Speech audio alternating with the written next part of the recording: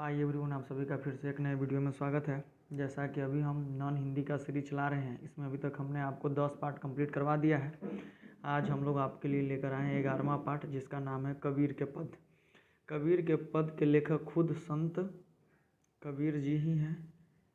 ठीक है, कबीर के पद के लेखक कौन है? खुद संत कबीर जी हैं। देखिए, कबीर के जीवन परिचय के बारे में कहा जाता है कि इनका जो लालन पालन हुआ नीरू और नीमा के द्वारा किया गया था। उत्तर प्रदेश में लातेहार एक जगह पड़ता है, उसमें ही वही इनका जन्म स्थान कहा जाए या वहीं पर इनका पालन पोषण का स्थान कहा जाए है, जो एक जुलाहे परिवार में हुआ था, नीरू और नीमा के घर। ठीक है, कोई कहता है इनके बारे में हिंदू था, कोई कहता है मुस्लिम थे। इनके बारे में आज भी वो विवादास्पद बना हुआ है। लेकिन एक कहानी बहुत ही फेमस है कि जब कबीर जी का देहांत हो जाता है, जब ये मर जाते हैं, तो इनके बॉडी को लेकर हिंदू और मुस्लिम पक्ष में बहुत ही लड़ाई झगड़ा होने लगता है। और हिंदू कहते रहते हैं कि हम हिंदू रीति रिवाज के माध्यम से इनके बॉडी को जलाएंगे, और मुस्लिम कहते रहते हैं कि मैं इनके अपने रीति रिवाज के हिसाब से मैं इनके बॉडी को क्या करूँगा, मैं मतलब इनके मरे हुए शरीर को मैं क्या करूँगा कि दफनाऊँगा। ऐसा लेकर दोनों आपस में लड़ते रहते हैं। लड़ने के क्रम में बहुत देर आपस में ये लोग उलझे रहते हैं। इसी क्रम में देखा जाता है कि कबीर के बॉडी को जिस चादर से ढका जाता है, उस चादर को जब उठाया जाता है तो उस चादर के नीचे पूरा फूल का सज्जिया बना रहता है, पूरे फूल में तब्दील हो गया रहता है उनका बॉडी, और वो दोनों क्या करते हैं, आधा आधा बांट कर ले जाते हैं। यहाँ तक यह भी प्रचलित है कि कबीर पढ़े लिखे नहीं थे, ये कुछ भी लिख नहीं सकते थे। ये अपने मन में कल्पना करते थे और सच्चे सच्चे बातों को कल्पना करके सोच कर मन से उसे दोहा में, पंक्ति में संवार कर लोगों के सामने बोला करते थे, रटा करते थे। लेकिन ये जो भी कल्पना करते थे वो उस समय भी सच साबित था, बीच के समय में भी सच साबित था, अभी भी सच साबित है, और आने वाले समय में भी ये सच साबित होगा। ठीक है, तो कबीर जी बहुत ही ज्ञानी, बहुत ही ज्ञानवान थे और बहुत ही बुद्धिमान थे। इन्होंने पढ़ाई लिखाई कभी नहीं किया, लेकिन इतना सारा नॉलेज इनके अंदर ऑब्जर्व था, ये माहौल को देखकर, वातावरण को देखकर बहुत कुछ सीखे। ठीक है, इनके बारे में कहा जाता है कि इनके गुरु का नाम रामानंद जी थे। रामानंद जी जो थे वो इनको वेदों का दीक्षा दिए थे, पढ़ाई नहीं, लिखावट वाली नहीं, समझिए, ओरली टाइप से उनको एक गुरु करके मानते थे। आइए जानते हैं कि कबीर के पद के बारे में। ये है क्या? कबीर भक्ति काल के अप्रतिम भक्त कवि थे। उन्होंने अपनी रचना के माध्यम से भक्ति के नाम पर व्याप्त बाह्य आडंबर एवं व्यर्थ अनुष्ठानों पर करारा प्रहार किया है। मतलब ये जो भक्ति करते हैं उसके माध्यम में, अपने रचना के माध्यम से भक्ति के नाम पर व्याप्त बाह्य आडंबर का मतलब होता है बाहरी दिखावा, टिक्की रखना, दाढ़ी मूछ रखना, गिरवा वस्त्र धारण करना, मंदिर में भगवान जी को खोजना, पत्थर में भगवान जी को खोजना, प्रतिमा बनाना, बहुत तरह तरह के जो बाह्य आडंबर है सो व्यर्थ अनुष्ठान। ये जो अनुष्ठान हम लोग करते हैं 10 दिन का, 11 दिन का, भूखे प्यासा रह के, इस सब पे ये करारा प्रहार किया है कि ऐसा करने से कुछ भी नहीं होता है। ईश्वर सच्चे दिल में बसते हैं, सच्चे अंतरात्मा में बसते हैं। पाठ में शामिल पदों में उनका यह रूप मुखर हो उठा है। पदों की महत्ता इस अर्थ में खास तौर पर उल्लेखनीय है कि उनका भाव बोध न सिर्फ तत्कालीन समय से जुड़ता है, बल्कि समकालीन समय में भी उनकी उपादेयता यथावत है। तत्कालीन जो भी वर्तमान में समय रहा था, जिस समय वो लिखा गया उस समय से ही नहीं जुड़ा जाता है। ठीक है, अभी भी है और आने वाले समय में भी इसकी महत्ता हमेशा क्या रहेगी, व्याप्त रहेगी। अब यहाँ पे आपको 2 पद पढ़ना है। कितने पद पढ़ना है जी? 2 पद पढ़ना है। ये पद 1 है और इसी तरह से ये पद 2 है। ठीक है, तो यहाँ पे आपको 2 पद पढ़ना है। आगे कवि क्या कहते हैं कि पहले पद में स्थापित रूढ़ियों के समानांतर सच के सीधे साक्षात्कार की प्रस्तावना है, अर्थात कागज़ की लेखी की जगह आँखें देखी की प्रतिष्ठा है। मतलब कागज़ पर लिखा हुआ चीज़ का वैल्यू उतना कबीर नहीं देते हैं, बशर्ते कि किसका देखते हैं, तो आँख से देखे हुए चीज़ पर ये विश्वास करने की बात करते हैं। वहीं दूसरे पद में ईश्वर या अल्लाह को कहीं बाहर ढूंढने की जगह उसका अपने भीतर ही साक्षात्कार की बात कही गई है। मतलब अल्लाह को, ईश्वर को हम लोग जो दूसरे जगह जो ढूंढते हैं, मंदिर में मस्जिद में ढूंढते हैं, तो मंदिर और मस्जिद में ढूंढने की ज़रूरत नहीं है। वो कहाँ बसते हैं? तो वो हमारे अंतरात्मा में बसते, वो हमारे दिल में बसते, वो हमारे हृदय में बसते हैं। तो इस तरह से 2 पद कबीर जी के यहाँ पे लिखा गया है। उन दोनों पदों का अलग अलग है। पहला पद में बाह्य आडंबर की और व्यर्थ अनुष्ठान पर करारा प्रहार किया गया है, तो दूसरे में ईश्वर और अल्लाह के जो खोजने की जगह है उस पर प्रहार किया गया है। तो इन सभी को अच्छा तरीक़ा से समझने के लिए कुछ शब्दार्थ आपके बुक में दिया गया है, आइए उस शब्दार्थ को हम लोग समझते हैं क्या क्या कहा जा रहा है। तो शब्दार्थ के माध्यम से पहला शब्द क्या किया गया है, मनुआ। मनुआ का मतलब क्या होता है, मन। आखिन का मतलब क्या होता है, आँख। कागज का मतलब क्या होता है, कागज। निर्मोही का मतलब होता है अनुराग न रखने वाला। बामय मतलब उसमें। मोको मतलब मुझको। ठीक है, तो यहाँ से ये हो गया शब्दार्थ। फिर आगे देखिए कुछ बात है। देवल, देवल का मतलब क्या होता है, तो मंदिर। और बैराग का मतलब क्या होता है, तो विरक्ति। देखिए यहाँ पे कुछ भक्ति धारा के बारे में बताया गया, निर्गुण भक्ति धारा क्या होता है, सगुण भक्ति धारा क्या होता है, इसके बारे में चर्चा है। देखिए यहाँ से एग्जाम में भी क्वेश्चन आया हुआ है। पहला क्या है कि सगुण भक्ति धारा क्या होता है, तो जिसमें ईश्वर के साकार रूप की आराधना की जाती है उसको कौन सी भक्ति धारा कहते हैं, सगुण भक्ति धारा। आपसे 2 नंबर में पूछ सकता है, पूछा भी है। निर्गुण भक्ति धारा क्या है, तो जिसमें ईश्वर के निराकार बिना आकार के स्वरूप की आराधना की जाती है, तो उसे कौन सा भक्ति धारा कहा जाता है, निर्गुण भक्ति धारा। और कबीर जी निर्गुण भक्ति धारा के ही कवि माने जाते हैं। ठीक है, तो चलिए अब आइए, अब हम लोग एक एक पद को देखते हैं क्या क्या उस पद में लिखा गया है। देखिए क्या कहते हैं कवि पहले पद में, मेरा तेरा मनुआ कैसे इक हुई रे। मेरा मतलब मेरा, तेरा मतलब आपका, मनुआ कैसे इक हुई रे। अर्थात कबीर जो है वो लोगों को ज्ञान देते हुए इस पद के माध्यम से कहते हैं कि मेरा और तेरा मन कैसे एक होगा। मैं कहता हूँ आँखिन देखी, तू कहता है कागज के लेखी। बोले ना कि कभी कुछ पढ़े नहीं थे, ये आँख से अपने जो भी दृश्य देखते थे उस पर विश्वास करते थे और उसे अनुभव लेकर उससे अपने आप को ज्ञान प्राप्त करके लोगों को बताते थे कि यह काम नहीं करना चाहिए, यह काम करना चाहिए, इसके बारे में। तो मैं कहता हूँ आँखिन देखी, मैं कहता हूँ अर्थात कबीर कहते हैं कि आँख से देखे हुए चीज़ों पर विश्वास करो, और तुम क्या कहते हो कि नहीं नहीं, कागज़ में जो लिखा हुआ है, नियम कानून जो बना हुआ है उस पर विश्वास करो।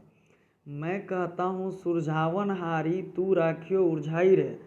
कबीर कहते हैं कि मैं कहता हूँ सुलझावन हारी, मतलब तुम लोभ मोह क्रोध ईर्ष्या इस सबको क्या करो, त्याग दो, अपने आप को सुलझा कर रखो। लेकिन मनुष्य क्या करता है कि अपने आप को लोभ मोह क्रोध भय डर ईर्ष्या द्वेष इस सब में डालकर अपने आप को कैसा रखता है, तो उलझा कर फंसा के उलझा कर रखता है। मैं कहता हूँ तू जागत रहियो, तू रहता है सोई रे।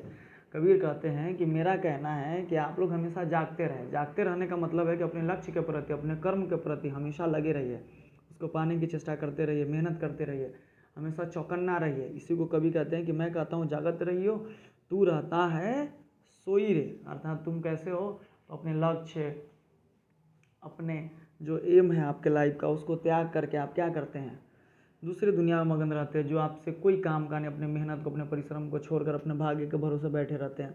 तो ये सब सोई के हिसाब से सोना ही कहा जाएगा। मैं कहता हूँ निर्मोही रहियो, तू जाता है मोही रे।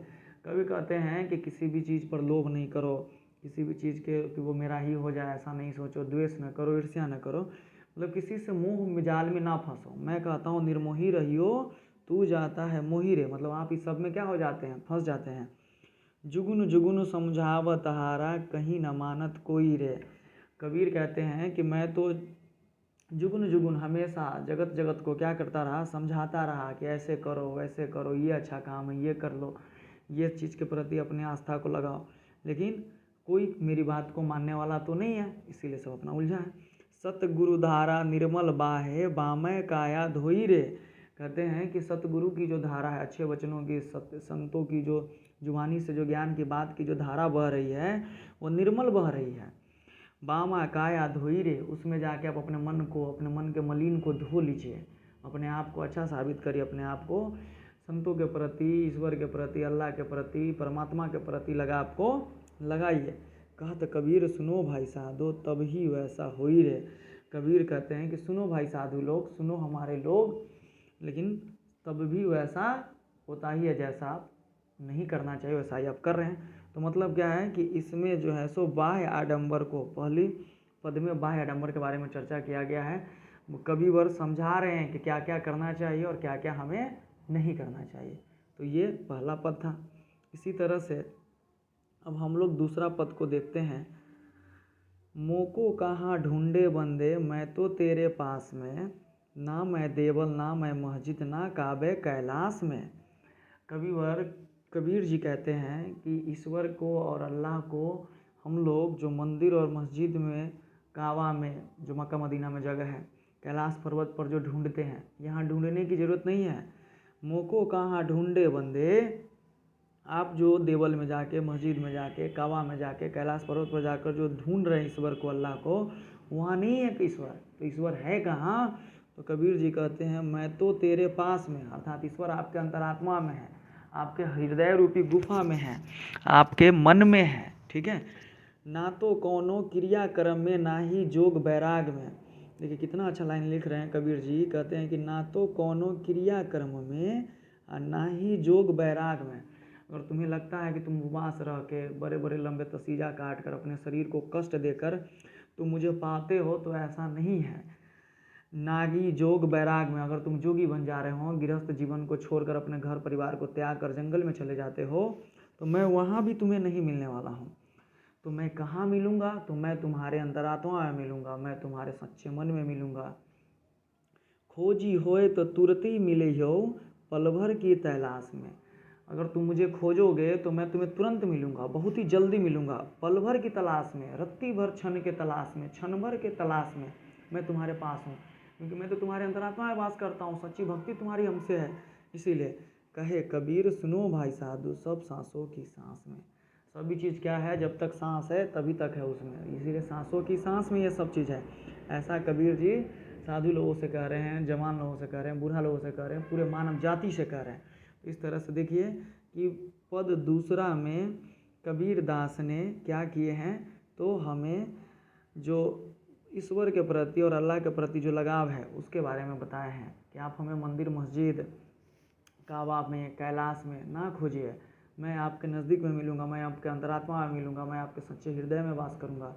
मेरी लगन आपसे, आप अपनी लगन मुझसे लगाएं। ऐसा नहीं तो मैं किसी क्रियाक्रम में तुमको हूँ, नहीं किसी जोग बैराग के जीवन धारण करने में हूँ, ऐसा कबीर कहते हैं। ठीक है, तो ये चैप्टर में 2 पद हम लोगों को पढ़ना था, जो दोनों बहुत ही सीख भरी नीति परक था। अब हम लोगों को यहाँ से कुछ क्वेश्चन पूछा गया एग्जाम में, आइए उस क्वेश्चन को जानते हैं, कैसा कैसा क्वेश्चन एग्जाम में आपसे पूछा जाता है।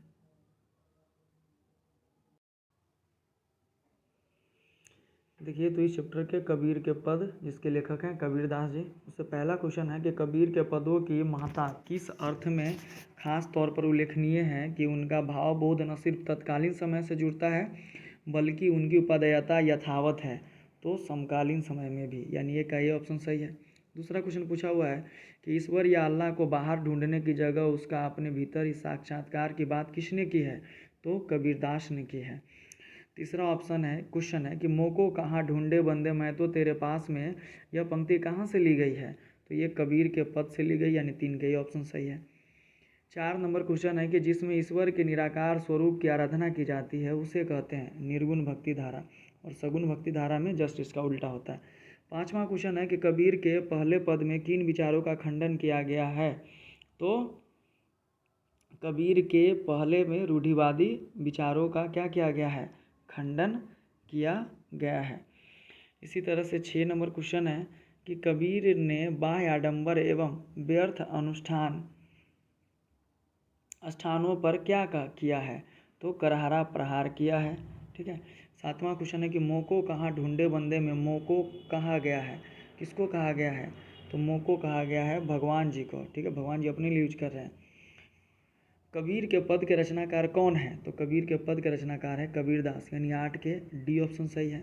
9 नंबर क्वेश्चन है कि कबीर के कागज़ की लेखी की जगह किसकी प्रतिष्ठा की है, तो कबीर ने कागज़ की लेखी की जगह आँखीन देखी की प्रतिष्ठा की है, यानी 9 का बी ऑप्शन सही है।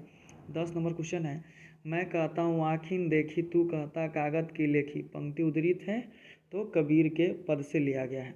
11 नंबर क्वेश्चन है कागज़ का अर्थ है, कागज़ का अर्थ क्या होता है, तो कागज होता है, यानी 11 का डी ऑप्शन सही है। इसी तरह से कुछ क्वेश्चन आगे भी है, चलिए आइए उसे। इस प्रकार 12 नंबर क्वेश्चन है कि भक्ति काल के कवि हैं, तो भक्ति काल के कवि कौन है, तो कबीर दास जी हैं। मोको का अर्थ है, मोको का अर्थ होता है मुझको।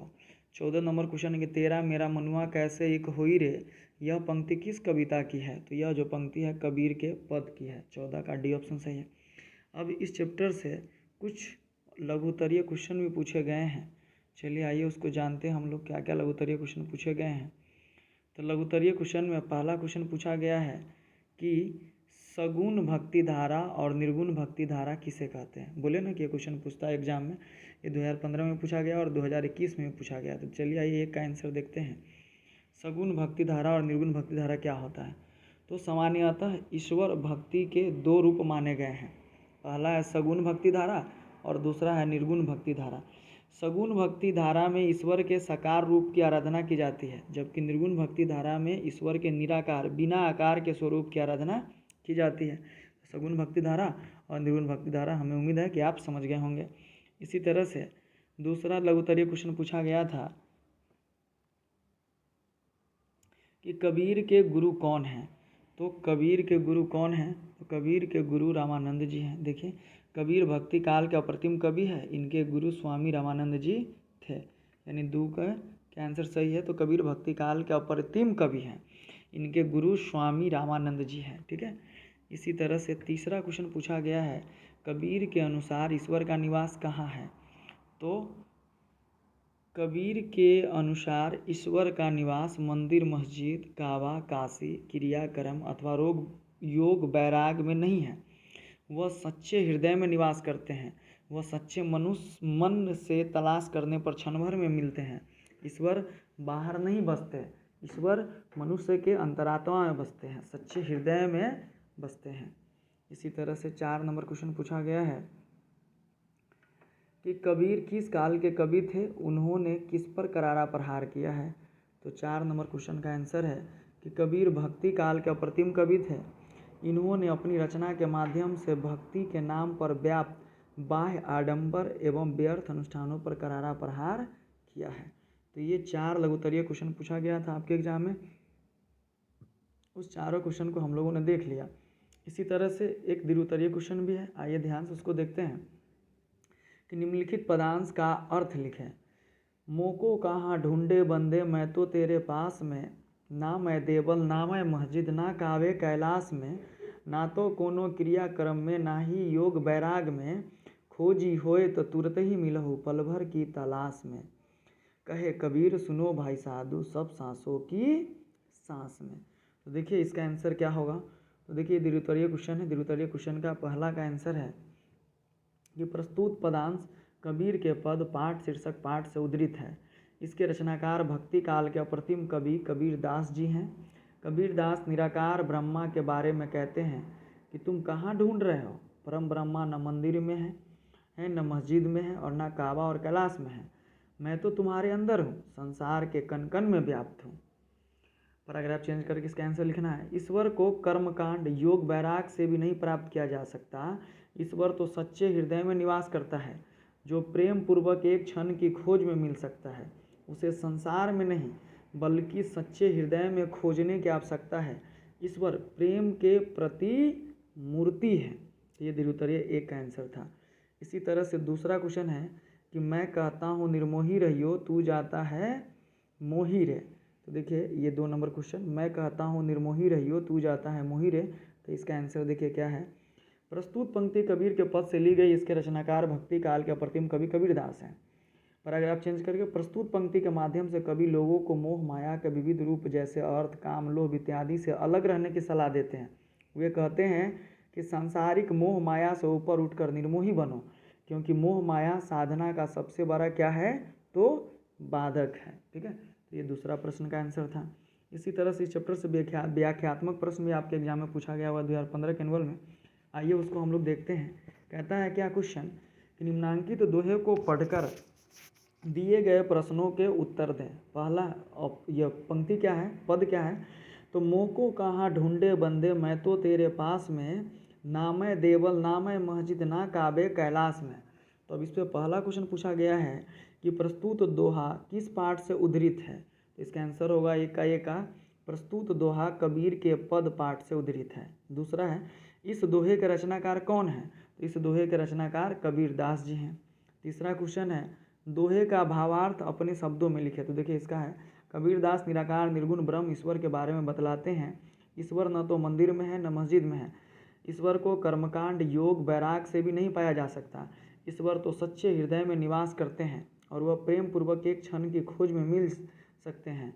उसे इन्हें बाहर नहीं खोजने की जरूरत है, उन्हें अपने मंदिर में, अपने अंतरात्मा में, अपने हृदय रूपी गुफा में खोजना है। चौथा है देवल शब्द का दो अर्थ लिखें। तो देवल का होता है देव मंदिर और मंदिर, ठीक है, ये इसका हो गया।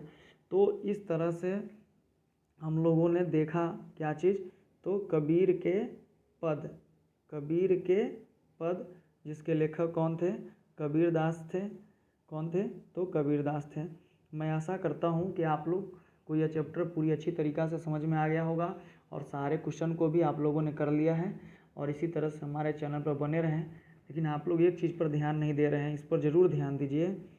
वीडियो को देख लीजिए क्या लिख रहे हैं, लाइक शेयर और चैनल को सब्सक्राइब ज़रूर करिए, ठीक है। बशर्ते ये सब चीज़ आप ही लोगों पर टिका है। जय हिंद दोस्तों।